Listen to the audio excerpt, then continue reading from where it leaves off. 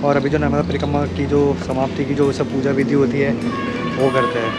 कैसे हो पंडित जी, याद हूँ मैं? हाँ याद है याद। तू सर्वारिष्ट शांतिर्भवतु। बस यहाँ पे मेरी जो नर्मदा परिक्रमा थी यहाँ पे समाप्त हुई। Welcome back to my channel Rohan will travel. मेरा नाम रोहन सेजल उपाध्याय है।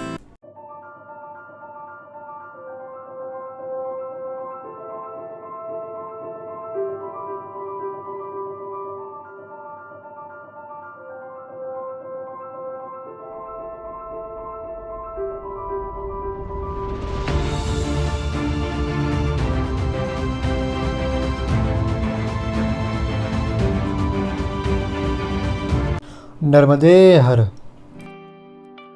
लास्ट वीडियो यानी नर्मदा परिक्रमा के एपिसोड 65 में मैंने भाड़भूत में आया हुआ बारेश्वर महादेव मंदिर के बारे में दिखाया था और मैं वहाँ से भरूच नीलकंठेश्वर महादेव मंदिर पहुँचा था, उसके बारे में दिखाया था।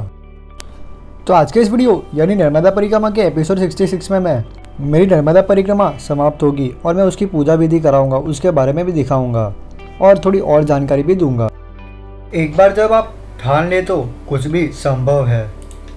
तो पंडित जी का फ़ोन आ गया, उन्होंने कहा कि सब जो पूजा की जो आरती मतलब आप जो यहाँ से सब लेके गए थे वो सब बॉटल सब लेके आ जाओ, पूजा कर देते हैं। तो अभी 4:20 हो चुकी है, तो जाता हूँ और आपको भी दिखाता हूँ। और कुछ क्वेश्चंस हैं मेरे जो मैं सॉल्व करता हूँ वहाँ पे, मतलब पंडित जी से पूछता हूँ।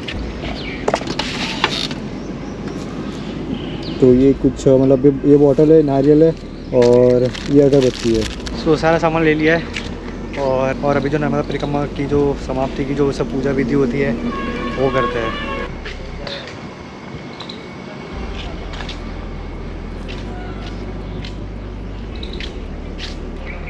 तो यहीं पे मेरा स्टे था और यहीं पे मैं अपनी जो नर्मदा परिक्रमा की जो समाप्ति की जो आरती कर रहा हूँ, क्योंकि जहाँ से आपने शुरू किया होता है ना वहाँ पे आपको समाप्त करना पड़ता है। कैसे हो पंडित जी, याद हूँ मैं? हाँ याद है। नर्मदा परिक्रमा पूरी हुई आपकी? हाँ जी, हो गई। भैया की असीम कृपा है, इसके कारण ही सब होता है। देखिए बहुत अच्छा अलग अलग चमत्कार भी देखने मिले।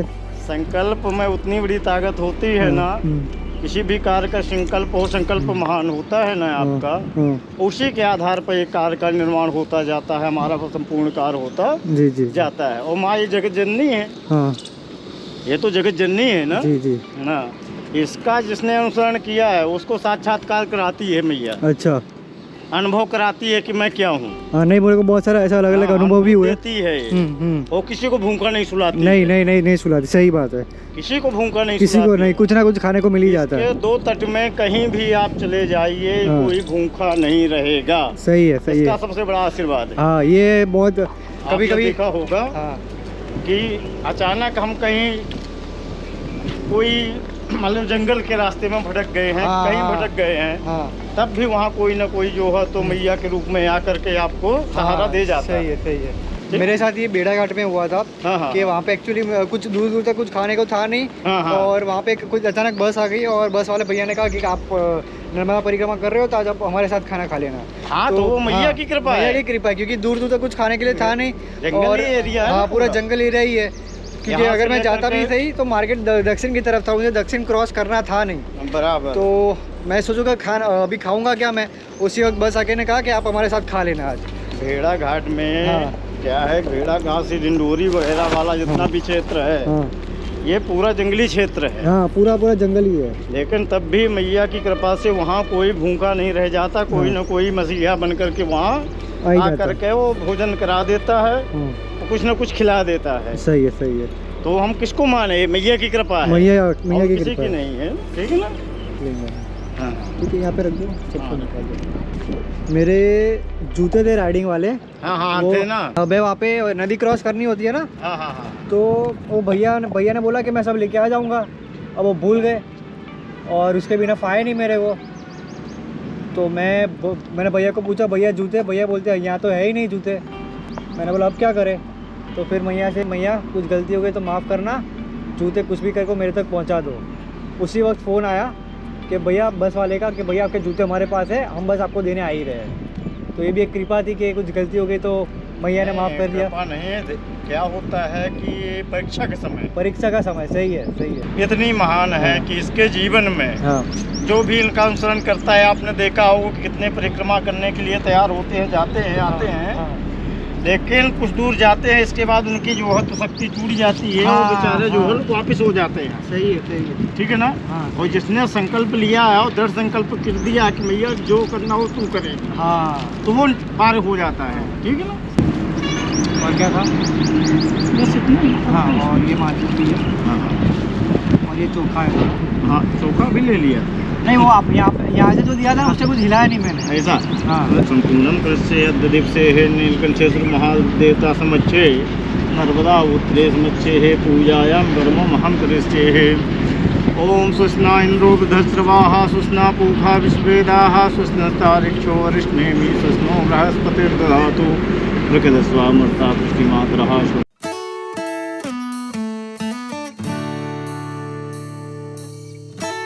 तो सर्वारिष्ट शांतिर्भवतु। कितने दिन में करके आ गए? 15 दिन। 15 दिवसांतर्गते है नर्मदायां अनुष्ठम संपूर्णम कृष्य कर्मम कृष्य है माँ नर्मदा देवी प्रीति नम। नावड़ी के पास जाइए। ठीक है। तो अभी मेरी नर्मदा परिक्रमा समाप्त हुई ना, तो अभी आरती हुई है और नारियल, चुनरी और यहाँ पे मतलब जो चीज़ थी वो यहाँ पे चढ़ा देनी है और नर्मदा मैया में। अभी थोड़ा पानी कम हो गया है।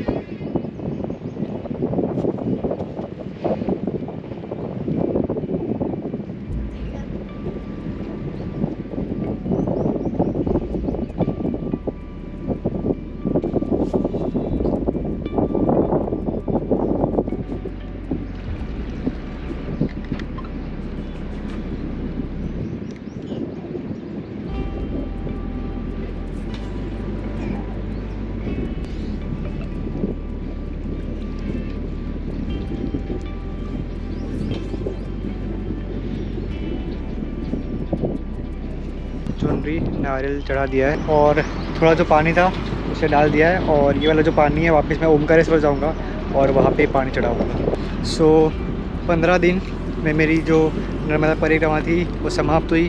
22 मार्च 2022 को मैंने शुरू किया था। आज तारीख है 5 अप्रैल। आज यहाँ पे मेरी नर्मदा परिक्रमा है वो यहाँ पे समाप्त हुई, पूजा विधि सब हो गया। और पंडित जी, मेरा एक सवाल है कि जैसे कि क्या होता है कि जैसे मैंने भरूच से शुरू किया, पर बहुत से लोग ओमकारेश्वर से भी शुरू करते हैं और ये कहते हैं कि मतलब जैसे कि ये जो पानी है वो जब जब आपकी यात्रा हो जाएगी, मतलब परिक्रमा हो जाएगी, तो जो जल होता है वो जैसे कि कुछ लोगों के पास ये मतलब ये कहते हैं पंडित जी कि जैसे कि आप घर पानी वाली जो बॉटल है घर पे ले गए तो उसे आपको पूजा करना पड़ेगा, पर ज़्यादातर लोगों के पास इतना टाइम नहीं होता, तो इसकी वजह से वो लोग मतलब ओमकारेश्वर में पानी चढ़ा देते हैं। पानी चढ़ा देते हैं, बराबर है आपका प्रश्न। देखिए, नर्मदा परिक्रमा जहाँ से उठाई जाती है वहीं उसको संपूर्ण माना जाता है। हाँ ठीक है ना। ठीक है। जो लोग ओमकारेश्वर उठाते हैं तो ओमकारेश्वर में संपूर्ण करेंगे, जो लोग नारेश्वर में उठाते हैं तो नारेश्वर से संपूर्ण करेंगे, जो नीलकंठ में उठाते हैं तो नीलकंठ में ही संपूर्ण करेंगे। ठीक है, यदि उनके पास व्यवस्था है जाने की, सब कुछ है, तो वो तो ज्योतिर्लिंग है ओमकारेश्वर, वहाँ चढ़ जाए तो अति उत्तम है। वो नहीं चढ़ता है, किसी भी शिवलिंग में इसको चढ़ाया जा सकता है, इसमें कोई संदेह नहीं है। जिस जगह से हमने इसकी जो है तो संकल्प लिया है उसी जगह ये संपूर्ण मानी जाती है परिक्रमा। ठीक है ना। ठीक है। जैसे कि वीडियो देख के कोई भी नर्मदा परिक्रमा करने वाले हैं तो आप उनको क्या बताना चाहते हो, मतलब अपने रीत से कुछ सीख देना चाहते हो या ऐसा कुछ बताना चाहते हो? हमारा कहना यही है कि यदि मैया का किसी को परिक्रमा करना है, हमारे भारत भूमि में एक ऐसी ही एक महान शक्ति है जिसकी परिक्रमा होती है और कोई नदी की नहीं होती है। माँ नर्मदा साक्षात शिवपुत्री है। और इसकी परिक्रमा करने के लिए किसी वस्तु की जरूरत नहीं किसी चीज़ की भी नहीं, मन की जरूरत है। सही है। और मन हमारा बन गया, संकल्प हमने ले लिया तो वो पूर्ण करा देती है हमारी परिक्रमा। सही है। ठीक है ना। तो हम तो भाई सबको यही कहना चाहेंगे कि जो भी माँ का परिक्रमा करना चाहें तो मन को संकल्पित कर लें, हैं, वो आकर के मैया का संकल्प लें, वो यहाँ से वो प्रदक्षिणा शुरू करें, या ओमकारेश्वर से करें, नारेश्वर से करें, वो गरुड़ेश्वर से करें, कहीं से भी करें, जहाँ से जो नज़दीक पड़ता है हाँ वहाँ से कर सकते हैं। तो मैया का परिक्रमा करने से बहुत बड़ा लाभ है। इसके परिक्रमा करने से हमें तो सबसे बड़ा जो है तो शक्ति का अनुभूति होती है कि मैया क्या है। हाँ ये सही है, हाँ ये सही, ठीक है ना। सही है, सही है, सही है। दूसरी बात कि मैया के विषय में हमें जानकारी प्राप्त होती है कि मैया की परिक्रमा करने में कौन कौन संतों ने किया, हाँ सही, इसके किनारे कौन कौन से संत महान हुए हैं, हैं? उनकी शक्तियाँ कहाँ कहाँ जो है तो बैठी हुई हैं। तीसरी बात, हम जब जाते हैं इसके परिक्रमा में, भ्रमण में, तो हमारा एक पर्यटन भी होता है और दूसरा हमें जानकारी प्राप्त होती है दोनों तटों के बारे में। जी ये सही है। उत्तर तट हमारा देवभूमि में आता है, दक्षिण तट हमारा पितृभूमि में आता है, ठीक है ना जी। तो जो हमारी उत्तर तट से परिक्रमा प्रारंभ होती है बहुत अच्छी फलदायी होती है। अच्छा है, देवताओं को सानिध्य करके ही रखा जाता है। अच्छा। और दक्षिण दिशा में जो करते हैं हम, उसमें हमें पितरों का सानिध्य लेना पड़ता है। अच्छा, दोनों में ये फर्क है। अच्छा हाँ। इसलिए हम यही कहेंगे सभी भक्तों को कि जिसको भी नर्मदा का परिक्रमा करना हो तो अपना सबसे पहले जो तो मन को बनाएं, जी निर्मल हो जाएं, संकल्प लें, वो मैया का प्रदक्षिणा करें।